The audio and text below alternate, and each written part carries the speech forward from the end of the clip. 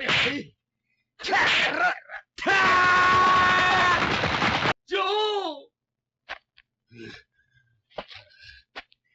ジョーの野郎。鬼姫が完全にぶっ潰しやがって。Oh my god. Hello everyone, welcome to Joe Consumes Cinema. I'm your host, Crawford gave Canelo a boxing lesson, and today we have Ashita no Joe, episode 7. So we see that, Joe's in jail, struggling on the inside until she finally gets free of those guys and just starts tearing them up. Uses Dangpei's teachings, to perfection there. The useful left jab, very, very important for a boxer. And yeah, he just dices them up using exactly what Dangpei taught him. A letter through the mail is all it took. The next lesson he's sending is about, the straight right. And again, another very important basic punch that a good fighter will use a lot. And I love the fact that Joe is slowly coming around to this. Like, hey, this is actually useful stuff. I should maybe start to listen to this guy. He sort of knows what he's talking about. And a willingness to take direction from another person is an important first step into kind of like civilizing this guy so he can actually maybe start to pursue this, boxing thing a little bit more seriously. It's not like he has a lot of options. He's currently in jail right now, so this is like all he's got to the outside. But yeah, I do want to get to this one very quickly. As always, remember to blank, blank, and blank. Still very much a small channel, so every like, comment, share, subscribe that we can get really helps out. I really appreciate it. Patreon link down below. With that, let's get right to it. 顔めがけ叩け叩け叩けおいらにゃ獣の By the time I get to the end of this thing, I'm going to be able to sing this easily. I don't know Japanese either. 明日はきっと明日はどっちだ Don't judge the wolf. They're always there to try to show support. ジョーを生かすも殺すも裁判官の心証次第なんだ。ジョーやわしを裁判所によく思わせることだ。Yeah, I don't think they're gonna like Joe. あの口笛は兄貴だ。ジョーよ。兄貴だ。口笛やめか。やめろっていうのに。あいてえ。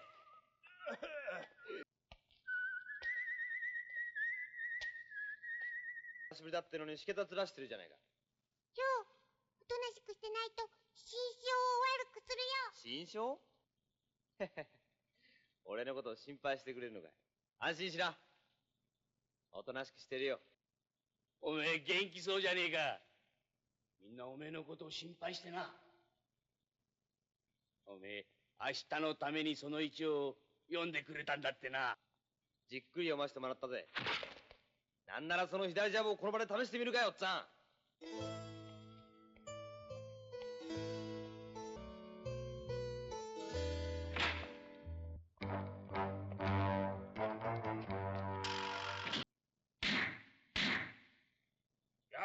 どこを見ているんだ。正面を向きなさい。正面を。へへ。その前にここへ紛れ込んだ白いネズミを一匹酔っ払ってもらえねえかな。Oh, man. やぶけ、正面を向け、正面を。うるせえな。おいおい、出せってのは聞こえねえのか、この月給泥棒め。おっちゃん、ジョーのよせよ、サチ。よさねえか、サチ。よすんだよ。私たちはいくら真面目にやったからってジョーがあれじゃ矢吹ジョーは物心ついた時にはすでに両親とも行方不明であり、その点においてはいささか同情すべき。 We're getting a little flashback here.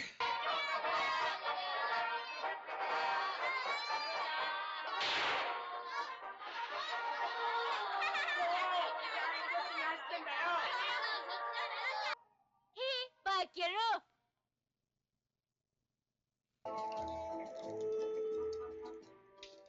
脱走に次ぐ脱走を重ね、北は北海道から南は九州までを渡り歩き、従ってこの点から彼の性格を測ることができるのである。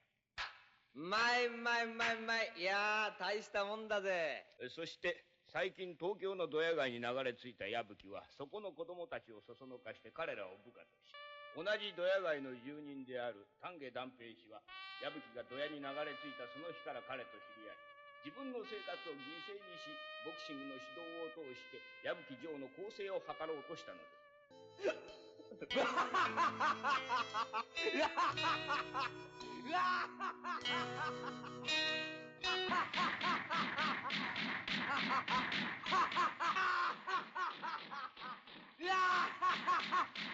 Yeah, the display has gotta just destroy Dangpei there. Him laughing at the dream. 丹下氏の恩情だと俺の更生を図るんだって冗談じゃねえぜ、まったく。猿回しが猿に芸を仕込むのと同じことをしようとしたわけだ。それをおめえこの裁判官と来たらよ、恩情だの更生だの。我慢なさい。飲んだくれのこのわしがピタリと酒をやめてガツガツ働き出したのはな、他でもねえ、おめえを日本一いや世界一のボクサーにしたかったからだ。そのために命なんざ捨ててもいいとさえ思った。そこまでわかるか、わしの気持ちが。みっともねえぜ、おっさん。自分がチャンピオンになり損なったもんだから、この俺に夢を託そうってんだろう。俺を剣吉の生き人形にしようってんだろう。冗談じゃねえぜ。俺はそんなのはまっぴらお断りよ。では判決を読み上げる。 Here we go. 矢吹城を最低1年1ヶ月の期間、 Yeah, they gave him the max. 特等少年院に送致する。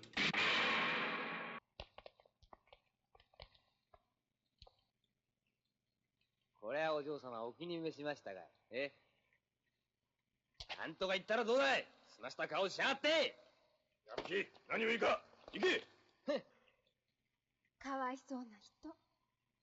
何なんだともう一度言ってみろい。貧乏人を見ればおうかわいそうな人、それで優しいお嬢様、それで下町の天使。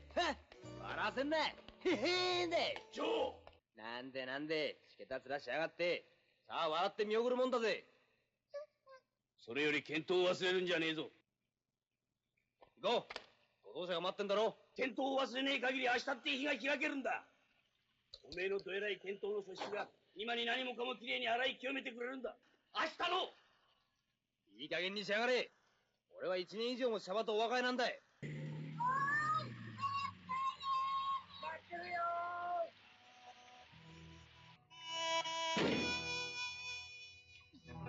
Yeah, there's no point pretending.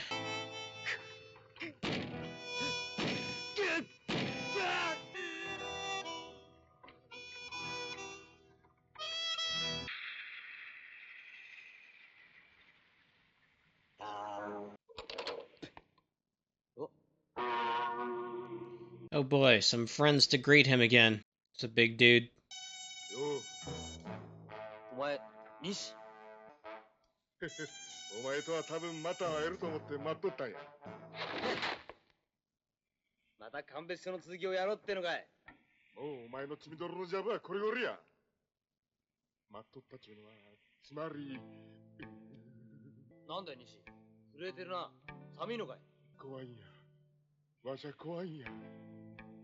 怖い。送り込まれる特等少年院の生活や。だらしがねえ。あそこは地獄やで。人殺しなんかなんとも思わん連中がゴロゴロしてるんや。お前で。だが自由だけはこの俺の腕力でなんとか守ってきた。そのたった一つの自由すら奪われてしまったら俺には一体何が残るってんだい。自由になるためなら地獄の底からでも這い出してみせるぜ。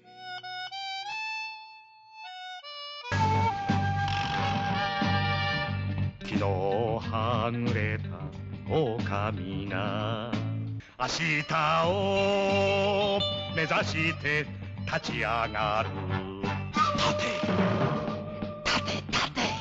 立つんだジョー。子守歌はリングにゃないぜ。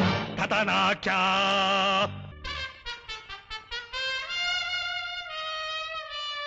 Okay, it took some time just to gather my thoughts. Another really good episode. So we have the trial this episode, and of course Joe takes this really arrogant attitude. For whatever reason, seeing the girl just really sets him off. You know, the rich girl, the philanthropist, that anytime he sees her, he's just really bothered by her presence. And you could tell that when he first saw her, you know, he's pretty obviously attracted to her, but at the same time, they couldn't be more different people. So we see that Joe, abandoned by his parents at a very young age, and ever since that happened, he's just been running away from wherever they put him. And he's literally been just a drifter almost his entire life. So it's hardened him over time, and it's the reason why he acts this way. When the judge was, summarizing the events of his life, Joe just, immediately starts laughing. They pound the gavel to try and get him to shut up. And the heartbreaking thing is he finds the whole part where Dangpei takes him in and tries to teach him boxing as a way to, improve his life and all that. He just laughs that off like, there's no tomorrow. Because of his behavior, they of course give him the maximum, 1 year and 1 month at that island facility. We see as he's being transported over there, the guy that was in charge of, the gang that attacked him when he was in the holding facility, the really big dude, is like terrified of going there because he says it's like hell on earth and like people get killed there, and yeah, he's really scared of it. Right after the verdict is read, they put him in the paddy wagon, right? And as Joe is getting put in there, Dangpei tries to tell him, don't worry, just hold on to fighting and this will feel, like a blip in the road.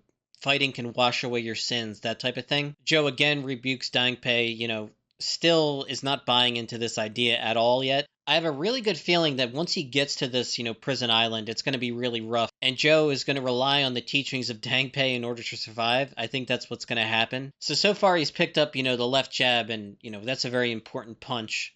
But also he needs the right straight, and he needs, uppercuts and hooks and all this other stuff. And if the place really is as bad as, that one guy said, then chances are he's going to need Dangpei's teachings. And I think that's how he's going to survive in there for a whole year. Joe was talking about it, how, he never had the good things in life. He was abandoned by his parents at a very young age, and all he's had to protect the freedom, the one thing that he's actually had to hold on to, was his 2 fists, and now he doesn't even have freedom anymore. So yeah, he's sworn a vow that he's going to get out of there no matter what he has to do. I don't think Joe is the type of person that breaks. We saw he did have that moment of vulnerability, but, given the circumstances, I think it's, very warranted, his reaction to it. That's honestly how he wanted to react when the verdict was read, but, everyone was watching him still, and he had to put up, that good front. But yeah, it was another really good episode. Every episode has been great so far. Really enjoying the show, and honestly, I just look forward to the next one. So yeah, that's pretty much all I got. So thanks for watching, and peace.